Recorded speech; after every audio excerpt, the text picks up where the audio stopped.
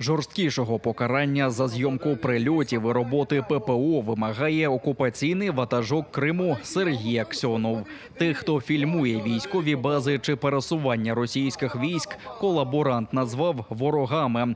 Істерику Аксьонова спричинили численні відеозадимлень на Керченському мосту після вибухів, які чули в Протоці в суботу. В мережі з'явилися і кадри роботи протиповітряної оборони, і навіть розташування систем. Одного зі свідків, який опублікував відео у соцмережі, затримали просто на пляжі. Запастися пальним закликають кримських автомобілістів. Мережа автозаправок ТЕС попереджає клієнтів про можливий дефіцит бензину. Про це повідомляють водії з Алушти та Сімферополя. В розмові з кореспондентом проєкту «Кримреалії» вони підтвердили, що отримували попередження в СМС-повідомленнях від АЗС. Гауляйтер Севастополя Міхаїл Розважаєв визнав проблеми з пальним в місті. А на півночі Криму брак бензину і дизелю відчули першими. Утім, окупаційна влада уперто відкидає пошкодження Керченського і Чонгарського мостів як причини дефіциту. Так виглядає Керченський міст через місяць після другої трощі. Супутникові знімки зібрав і опублікував аналітик Брейді Афрек. Він порівняв кадри, зроблені 30 липня, а також 4 і 13 листопада. Саме на тій ділянці, яку уразили минулого місяця. Пошкоджений і похилений проліт не демонтували. Натомість схоже, що з острова Тузла тягнуть ще одну гілку тимчасового мосту, що раніше анонсувала окупаційна влада. Досі на цій ділянці незаконного Керченського мосту одна смуга працює у реверсному режимі.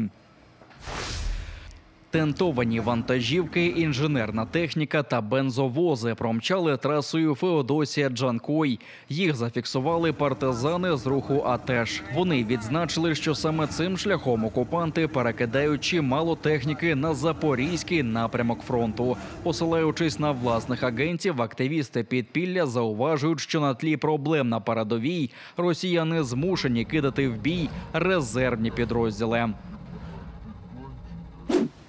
Близько 40 бранців Кремля потребують негайної медичної допомоги. Їх імена упорядкували у такий собі список Гафарова-Ширінга – 2 заручників, які загинули в російських в'язницях. Список бранців, чиєму життю загрожує реальна небезпека в неволі, уклала правозахисна організація «Зміна» спільно з об'єднанням родичів політв'язнів, Кримською правозахисною групою та Кримською солідарністю. Там бранці, які мають інвалідність чи хронічні хвороби. Серед таких Теймур Абдулаєв, Сервет Газієв, Ірина Данилович, Наріман Джелял, Володимир Дудка, Тимур Ібрагімов, Ігор Кияшко, Емір Усіїн Куку, Олег Приходько, Амет Сулейманов, Рустем Шейхалієв, Яшар Шихаметов, Іван Яцкін та інші.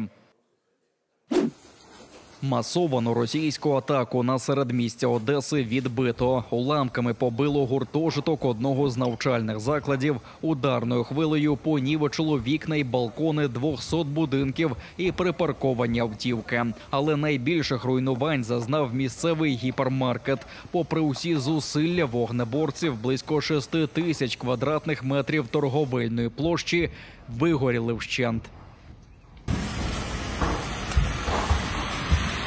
Цього разу росіяни атакували 2 хвилями. Випустили 15 ударних дронів, а потім кораблі Чорноморського флоту вгатили ще й 8 ракетами «Калібр». Ворог сплановано бив по середмістю, каже речниця Сил оборони Півдня Наталя Гуменюк, бо має специфічне завдання, радше психологічного впливу.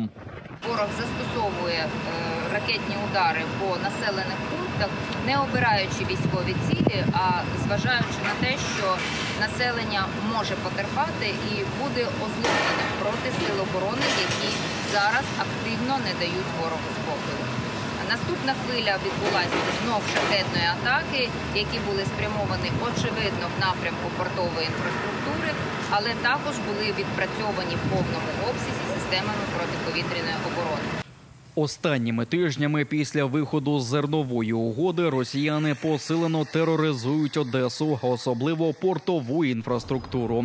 Утім, цього разу дісталося і союзникам російських окупантів по ОДКБ – Вірменії. Їхнє консульство в Одесі також зачепило вибуховою хвилею.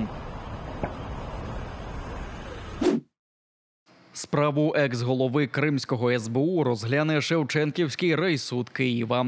Туди її перенесли з Печерського районного суду, де не знайшлося приміщень для розгляду таємних документів. До всього там не змогли зібрати колегію суддів з допуском до державної таємниці.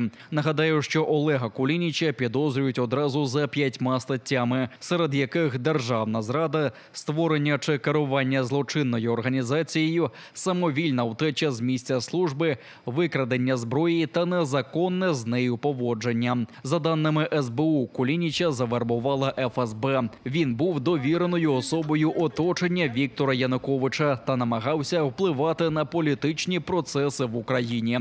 Допомагав розставляти на потрібні посади ворожих шпигунів, а головне, за даними СБУ, Кулініч заздалегідь напевне знав про повномасштабне російське вторгнення і свідомо блокував усі спроби повідомити керівників служби про становище на півдні. Посилення оборони він саботував, натомість видав зброю невідомим і виїхав до Києва одразу після початку російської навали із Криму.